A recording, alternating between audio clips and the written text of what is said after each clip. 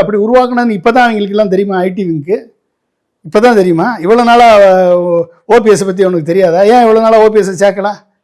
அப்போ ஏஃபார்ம் பிஃபார்மில் கையெழுத்து போடுற அளவுக்கு இருந்தவர், ஒருங்கிணைப்பாளராக இருந்தவர், 3 முதலமைச்சராக இருந்தவருக்கு நீ ஒழுங்காக மரியாதை கொடுத்தியா, அங்கீகாரம் கொடுத்தியா?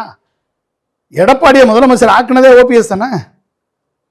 எடப்பாடி முதலமைச்சர் பதவியில் நீடிப்பதற்கு காரணம் யார்? ஓபிஎஸ் தானே.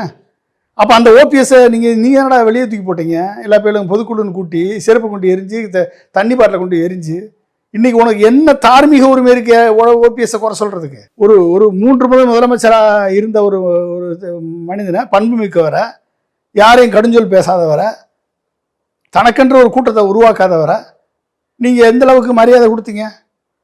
பொதுக்குழு கூட்டினேன்னு சொல்லி உங்கள் குண்டர்களை கூட்டு வச்சுக்கிட்டு பாட்டில் கொண்டு எரிஞ்சு அவரை கேவலப்படுத்தி வெளியே அனுப்புனது யார்? ஏபிஎஸ் தானே, இபிஎஸ் குரூப் தானே, இந்த குரூப் தானே. அப்போ உங்களை தோக்கடிக்காமல் எப்படி விடுறது? நீ எப்படி வந்து அதிமுகவை கிளைம் பண்ண முடியும்? அது ஒன்று அதிமுக அண்ணா திராவிட முன்னேற்ற கழகமா நீ வச்சிருக்குது?